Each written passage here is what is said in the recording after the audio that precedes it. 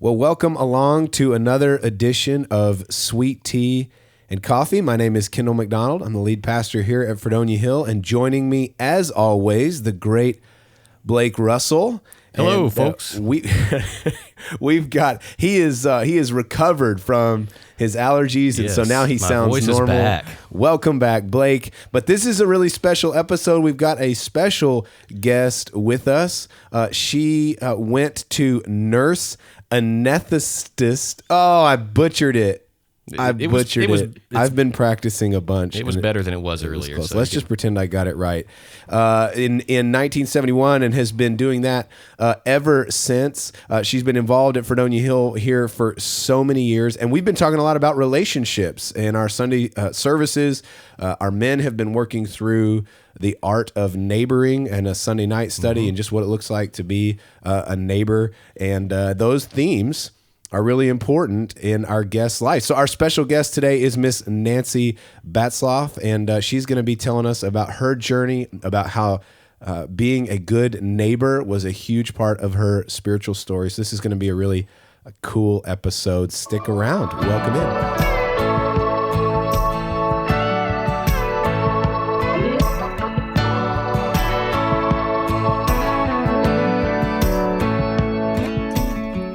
Well, as I mentioned before, we have got Nancy Batzloff in here with us. And the most important question that we ask every guest at the very top of the show, Nancy, is sweet tea or coffee? Choose your side. Well, I'm neither, but I have been taught to drink coffee. Taught to drink coffee. Tell us about that. Well, I was told when I started working at the surgery center to be a part of the group, I had to learn to drink coffee. So I said, I don't think I can. And Mr. Jimmy Williams said, here, Nancy, let me fix it for you. So it was half coffee, half cream, with some good sugar in it. There you go. And I've been hooked on it ever since. I still struggle drinking it like that. I've tried. I just try and I try and I try. And the only way I can drink coffee is if it's like got a ton of ice cream or something. I love it. That's the only way that I can I have do it. 1 cup every morning. That's it. Now, do you still dress it up like that? Oh, absolutely. Okay, so you got, but see, that's coffee with training wheels. Right. Yeah. We got to get the training wheels off, Nancy. Oh, I don't, I say to myself, I don't know how you can drink it black. Man. I don't know. Well, here's the irony of the morning. I've had crazy allergy issues, and so the irony of the morning is that I am drinking tea. Yeah. That's right. No.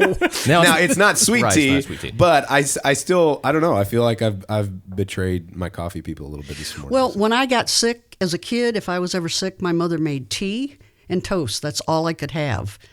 So, the tea was like, okay, I guess that's a medicine. Right. Well, it's true. Not the way that I drink it. Yeah, with all the sugar. It's a treat. It's a treat. Yeah. That's right. Well, Nancy, we are so excited to have you in here.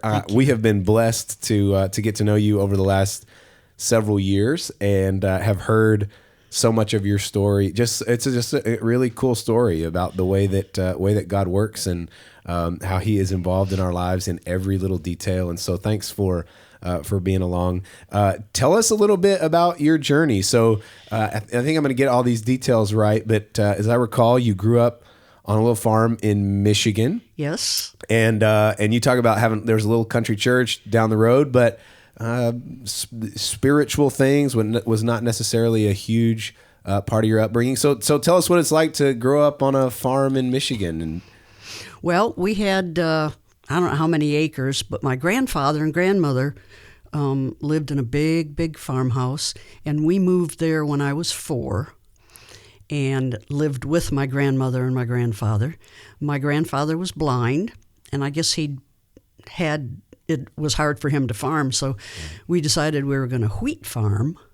So to do that, my dad had to drive a tractor, and my grandfather obviously couldn't see, so he couldn't do that. Not a good idea. Not a good idea. But I'll tell you a little bit about that in a little bit. You'll be interested in All right. my driving grandfather. So we had just a wonderful, wonderful farm in Michigan. It's so no pollution. The air was just wonderful. Yeah. Of course, the temperatures were great. in the summer. I love winter sports. But when I was growing up, my mother did sing in the choir at the church that was a half a mile away. It was called German Church. Oh. And I went to German school that was a mile away. Right. I walked and I carried my lunch barefoot uphill and down. No, that's a long story. No, that's just always the story I You had me use. hooked. I was in on that. You thought I did. So it was the same, number one, it was the same school that my father had gone to. Mm-hmm. So, of course, he lived there in the farmhouse before, Right. when he was growing up. He and 4 other brothers. My grandmother and grandfather, both from Germany. And like I said, my grandfather was blind. He was blind from about early 30s. Wow. So Dad did some of the farming. Now, Dad was not a farmer. He just kind of took over those responsibilities. Yeah. So we had a tractor. We had lots of animals. 1 cow, 3 geese, 20 chickens. Just a little bit of everything. Yeah. So it was great. I mean, there wasn't anything I liked more than being out with the animals. We always had dogs and cats, and of course they were barn cats and dogs that didn't come in the house. That's how we do animals at my house too. Yeah. Well, until we moved to the farm, and then I would sneak the cats and the dogs in. I'm fairly certain my daughters, they try to sneak the cats in on occasion. I'm sure they have. But we try to keep them outside to catch the mice. And well, my grandmother was kind of a, this is my father's parents, and my grandmother was pretty German. Mm-hmm. And if she said no cats, no cats. If she said no dogs, no dogs. You followed the rules. I did. Absolutely. Well, yeah, you were a little sidetrack here with your love of animals. So is that where is the farm where your love for horses kind of came about, or? Well, yes, and I wanted a horse so bad, and my dad said, Nancy, they'll hurt you bad. They're too big. Well, I kind of longed for one for years and years and years. I got one when I was 62. There you go. And that horse kicked me. I had shoulder surgery. I had back surgery.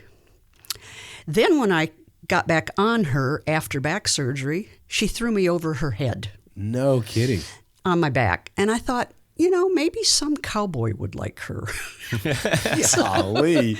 So I kind of gave her away. Yeah. And decided maybe riding wasn't my specialty. Yeah. Since I kind of use my hands and body to work with, I just... It's a risk you're not willing to take. No, so she went to a cowboy in Jacksonville. Yeah. I think she's very happy. She needed a job, believe me. Wow. Okay, so as I mentioned, you said your mom grew up in the choir, but talk about kind of as a kid, spiritual things, the idea of God, any pursuit of God. What did that look like when you were a kid?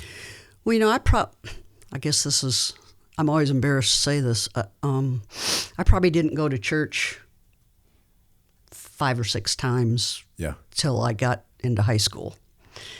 And even though the church was close, and my mom did sing in the choir, my mom played the organ, my mom sang at home. I mean, I could, she would sing songs, never really God, Jesus, it never really entered my mind. Wow. I didn't really realize where all this stuff came from. I love nature so much. That was my thing, being out with the animals, being out in the woods, and I would sit there and I'd think, I wonder where this comes from. But I never really gave it over to being a God thing because I never really knew what God was.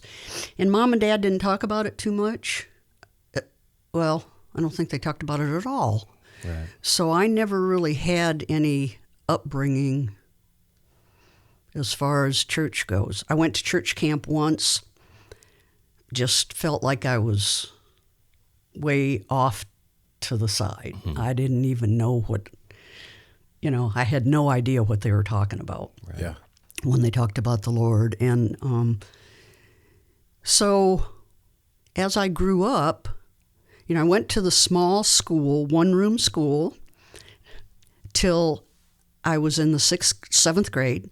So junior high and high school, I went into the big school, 10 miles away. Wow. Wow, rode the bus. Branching way out. Getting Now, away where from would the that house. where would that have been? That was in Lapeer, Michigan. I lived in Columbiaville, which was too small to be a town, so it was a village. So you had to be so big to be a town, I guess. Right. And that's where the little German school was. Well, when I got to high school, I kept thinking, there is something more. I mean, I'm here for a reason. I'm happy to be here. I love to be here, but I'm not sure everybody else is. So what makes them different? I mean, why are they not always so happy? And, and I'm so blessed. I have my mother and my father. They're great parents. I never, I never longed for anything. I never wanted anything. I mean, so I thought there's got to be something to it, because I saw kids that really were not good kids. As a matter of fact, I ran with that crowd for Right. just a little bit, just to see what was up. And they just had no home life. So I thought, but there's something more than the home. And my mom, but even though my mom still sang in the choir, still went to church, I never really got the idea that it was the Lord. Well, I met a girl in high school, and her family was Catholic, and she had 6, 8, 10 brothers and sisters. Yeah, I don't know, many. And it was the happiest family in the country. I would go to their house, total disaster. 10 kids, if you can imagine, just everywhere, children, And it was funny. She'd come and pick me up with her car, the one family car.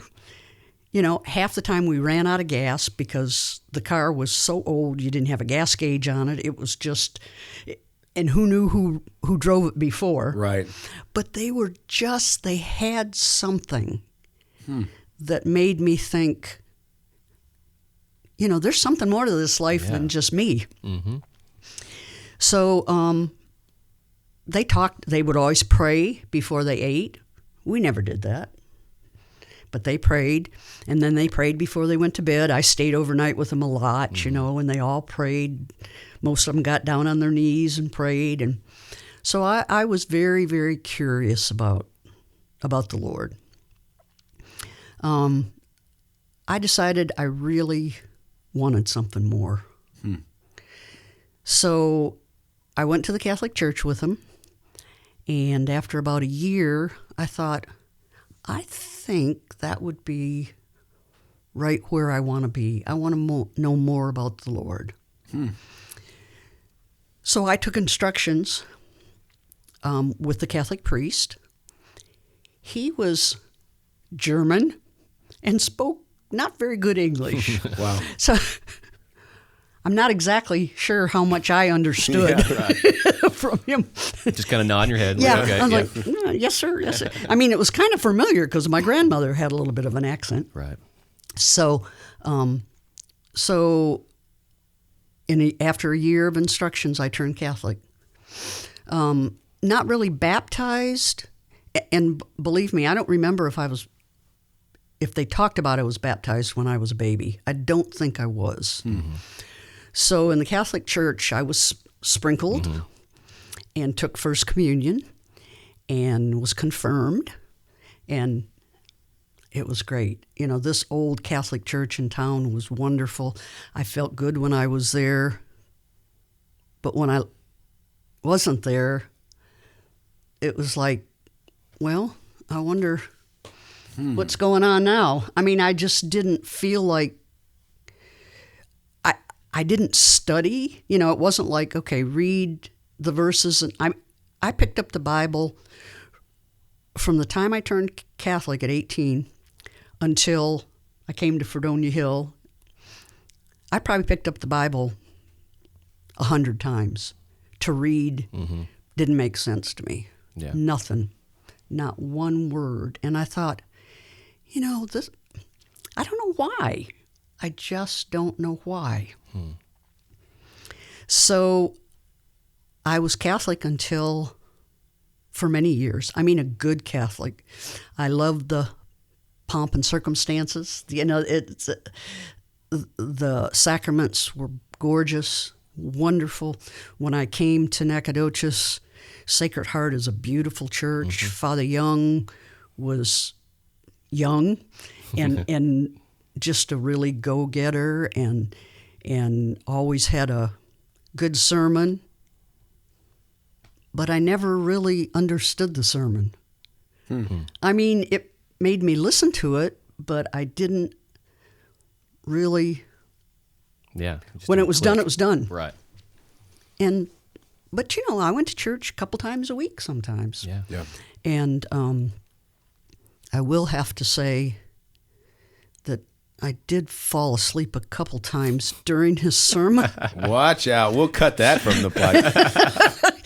So if you ever see me do that, you'll know that it's not good. It's not good. The sermon gauge. has gone. Yeah. That's right. That's right. I got to tell you a quick story there.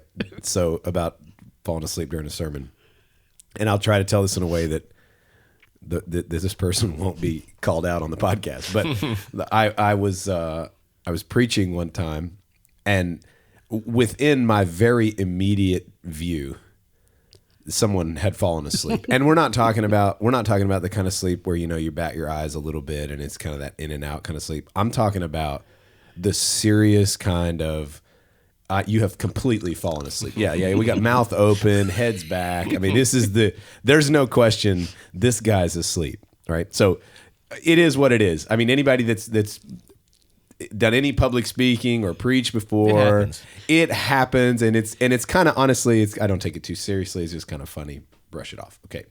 The best part though is that at the end of the message, so we close up, I guess, in the closing prayer, somehow he wakes up, God wakes him up maybe.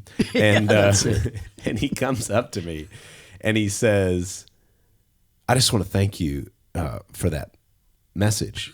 That just changed my life. I mean, that just hit right where I needed the best sleep in my life. And that's right. And I wanted to say, listen, man, God must have been talking to you in your sleep, because it wasn't me. You weren't hearing a word I was saying, but I just thought that was so funny.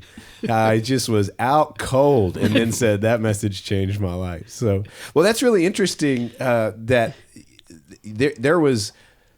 I just love the progression. The way that God seems to be in this story, as you look back, the way that God seems to be drawing you, the way that you had a great family life, and so did this friend, but yet there was something different about them, and that kind of drew you in. And then as you stepped into church, it drew you in a different way. It was like, yes, there is a God, and there's some curiosity there and kind of drawing you in more.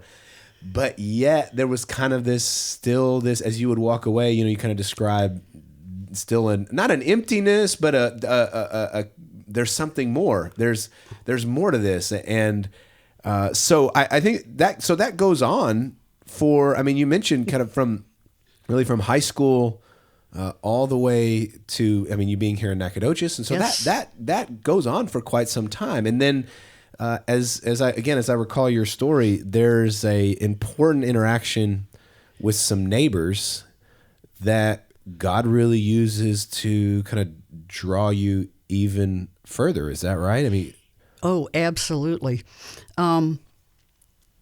So when I came to Nacogdoches, I came because there was a friend that was a supervisor at the hospital at Medical Center, and she worked nights, and she said, why don't you apply for one of the jobs here? I think we have a job. One of the anesthetists. See, now you got me. Oh, yes. I feel so good right now. I feel so justified. Okay, so that's why we call ourselves CRNAs. or gas passers. There you go. Again, my mother couldn't even pronounce it. So one of the anesthetists was leaving, and so I came and interviewed. I liked Nacogdoches because it was kind of like Michigan. Well, except for the heat. I was going to say, wait a minute. There's elements of, And, of Michigan and there. except for last year, also except for the cold. Yeah, and that was like Michigan. Yeah, I loved it. My familiar. word. Yeah. So I was, let's see, I was in Indiana working by myself, working too much, being on call all the time. And I said, I've got to do something different.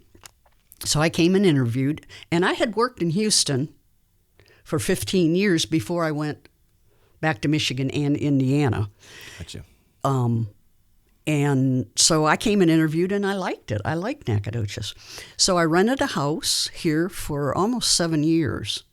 Wow. And I loved medical center. I loved everybody here. Our medical community is very good. Has some very, very top people working. Yeah. So I rode my bike to work, back and forth to work every morning and every night, and just for the exercise. And then I used to ride my bike out off of Appleby Sand, and there were a lot of back roads and things, and I was kind of looking for some property. And one of the guys at medical center said, well, there's a guy, I think his name's Jack Robertson, and he's developing a subdivision out where you ride your bike. I know that's where you ride your bike. And he said, why don't you give him a call? And he gave me his number and everything. And so I talked to Jack, and of course, Jack in his very kind way said, Nancy, I'll help you find a house if you don't like our property out here. Wow. I would help you. And he and Mr. Holloman, who was here for many, many years, who passed away not too long ago, showed me a few houses, like country homes, because that's what I wanted. I wanted something out, like up home, like being at home. Yeah. And so I ended up buying some property. I think I was the first to buy property out in Apple Creek that Jack developed. And it just so happened to be right next to Jan and Jack's property because it was in the cul-de-sac. There was like 800 acres to the west of me that would probably never be developed. So I bought 2 lots out there, and it was heaven. I thought, this is where I want to be. So I built the house, had the house built, and it was great. It was just great. I lived in my barn for a year in the winter. Wow. I lived in my barn, and one day Jack came up, or I went over to Jackson, and I said, yeah, it's a little cold in my barn. He said, well, here, I'm going to bring over some heaters for you to have in your barn and everything while you're building your house. And so I kind of got to know Jack and Jan. And I think Jason, their youngest son, was still home at the time. So, I kind of got to know him and everything. And they were just good neighbors. Anything you'd ask, they'd do. Well, I built the house and loved it. I mean, I'm still there. I've been there 30 years. It's just heaven. Probably, let's see, I retired in 2008. Well, semi-retired, ended up working more than... I was going to say. I hear that often about people who retire. They end up... I tell you, the first 2 years, I worked more. I said, I've got to quit this. I'm retired, remember? You got to quit retiring. Remember, Nancy. But during that time, I was always going up to Jack, can I borrow this? Can I borrow that? Because I'm cutting down a few trees and I'm doing this. And so he kind of got me I got more into the outdoor stuff, even though that was right up my alley. But he kind of helped me harvest the trees and do some different things. So, retired in 2008, worked a lot. Then Jan and Jack and I would talk a little bit. I was still going to the Catholic Church, of course. And Jan would say every once in a while, well, you want to come to Fredonia Hill? And I'd be like, she'd say, well, Jack's having Jack is one of the teachers at Bible at Sunday school. I said, okay, well, I'll come. Be fun. Yeah. So I'd rush out of the service at the Catholic Church and run on over here to get to Sunday school. And then I'd go to church with him, and I enjoyed it, and never really thought too much about anything more. Just I was still in the place where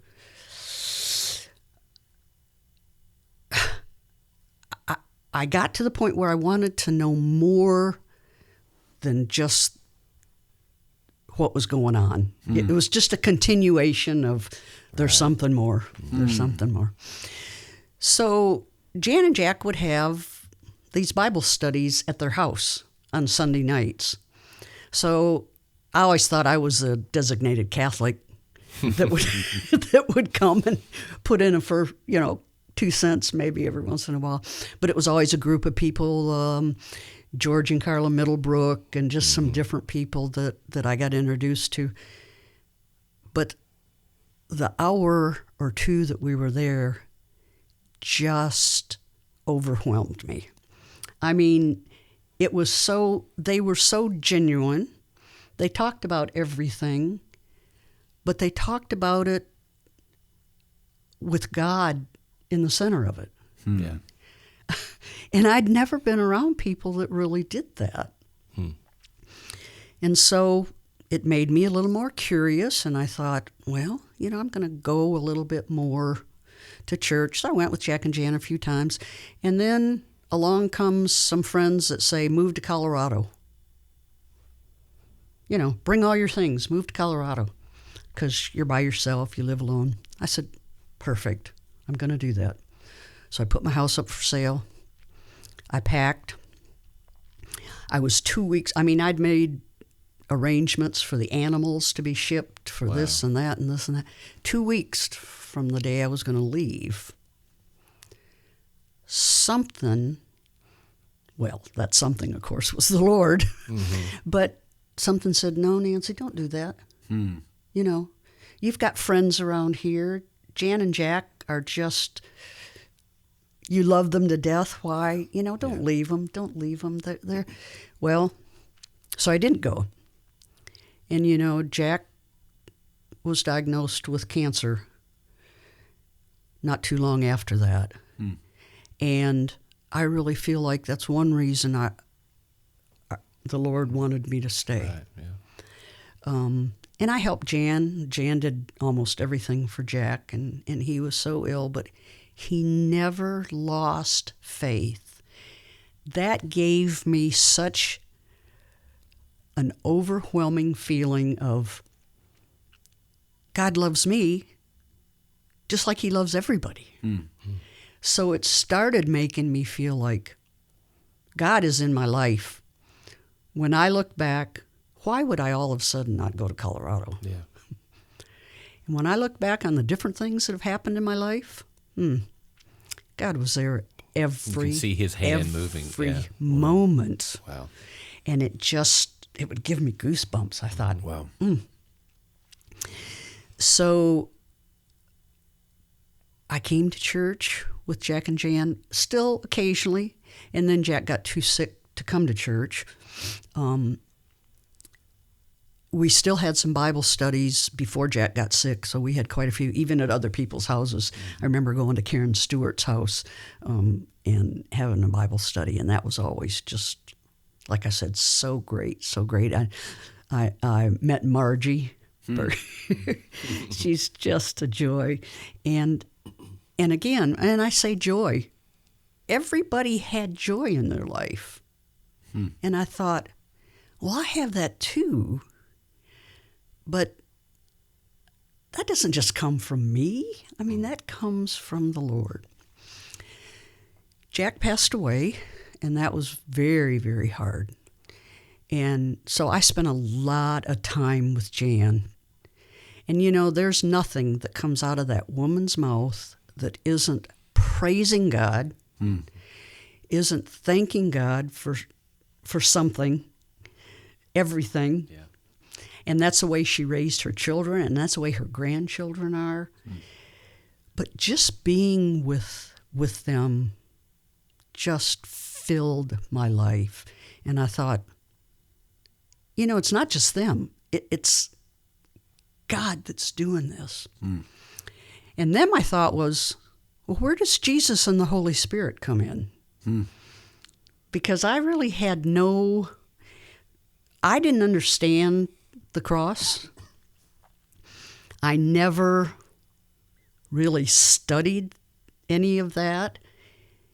Jan and Jack talked about that, and I learned from them what Jesus sacrificed for my sin. And it was just, it's been just a wonderful journey since then. Well, I would sit in church, and then, Jan and I would go home, and she'd drop me off at the corner, and I'd say, well, I'll see you next week, Jan. And she'd say, Nancy, have you thought about being baptized and becoming a member of the church? And I was like, whoa, that's a big step. Sure. That's a big step. And I just no, I really hadn't thought about it. So then she asked me that again in, I don't know, another couple months. And I said, Jan, I did think about it. So I read and read and read and read. And I thought, that's the way, I felt like that's the way I'm going to know Jesus better, is to be baptized. He wants me to be baptized. So that was the next big step. Well, of course, in between those, we got a new pastor, Kendall. The words you speak are unbelievable to my heart. God talks through you to me. I mean, he does. And I hope he does that to everyone that hears you. And I can't imagine that that's not true. So never have I fallen asleep during your sermon. And usually I'm like, no, it's not the invitation already. I need it to be more. And then I think, wait, I got to write that down. So I do a lot of writing, and I'm glad Jan does a lot of writing too, because that's acceptable, because that's how I remember things. Yeah. So, but of course, before you came, I'll have to admit that Mr. Keith Ellison really sparked my hunger. Wow. The way he presents the Lord, the way he presents himself, and that he's just a normal guy, and he loves the Lord so much, and he made me read and read. I've read just about every book in the Bible, and that's due to Keith. Yeah. And can I quote anything? Oh, no. But, I can find anything. Right. But he just, every week, it was like, gee, I wished he'd do this on Wednesdays. I need something in between. Yep. So, between Keith and Kendall, my life changed totally. And Jan was there every step of the way. If I had a question, I'd call her at 9 o'clock at night, because she's up till midnight or after. Oh, yeah. Night out. Yeah. And I would say, why is this? And what does this mean? She said, now I'm going to explain that to you. It may not be everybody's explanation, but this is mine. And of course, hers was good enough for me. And it was so Christ-like. It was, I swear she'd tell me something and it'd be just like what I read in the Bible. And just her interactions with people, her helping people. Jan will help anybody at any time. And that's really one reason I went to nursing school, because I wanted to help people. Right. And I did. Physically, I did. That was, but that's where, I think that maybe started where I wanted a little bit more. I wanted, and now, what a wonderful, wonderful situation I'm in. I'm still working. I see patients. I'm able to say, oh no, that didn't come from me. That came from God. Yeah, that's awesome. And it's amazing what conversation that strikes and how many believers that I've talked to that I would have never known were believers. And boy, we just had a great conversation. And I know the people at the hospital would say, Nancy, we got to hurry up and get back and do the procedure. You've known everything about this person now. You know all their children, all their dogs. Yeah. And Now what it's time. Yeah. And what church they go to. Yeah, I love that. I love that. And that is incredibly powerful. We have been talking a lot about some of those very principles about having, we're using the word margin, but having space in your life to invite others in, because one of the most powerful testimonies that we can share is by inviting somebody into our life, being a neighbor, and letting them see firsthand what it looks like to live a life following Jesus, to have him at the center. Exactly what you described, this community of people that you got into and saw that they were living their lives with God right there at the center, and the dramatic change that caused in your life, the way that caused you to search. And what's even more amazing is up a house, Kelly and Tim Young live up there, Dr. Young, and they are believers. They are such a wonderful family. Across the street, she's a believer. I mean, it's amazing the people that you run into. And that God plopped you right there in that little neighborhood. In that neighborhood. And of course, Holly and Andrew Middlebrook live up the street too. And I'm like, this is where I have to be. Wow. Well, I think we're going to turn a corner and wrap up here, but I think the thing that stands out the most, and we sometimes kind of present some challenges here, some things to think about. And I think that's something that a lot of us right now are thinking a lot about, is what does it look like for us to create margin in our lives, in our schedules, so that we can invite other people in, creating space for somebody else to share in our lives as a way of seeing what it looks like to follow Jesus, and that's really important, really powerful. So, how can you, as you're listening, what does that look like for you? What ways can you creatively create margin and space so that somebody else might walk alongside you? Nancy, thank you so much. There's so many little rabbit trails that we could go on. There's so many more questions to ask, but I really appreciate you taking the time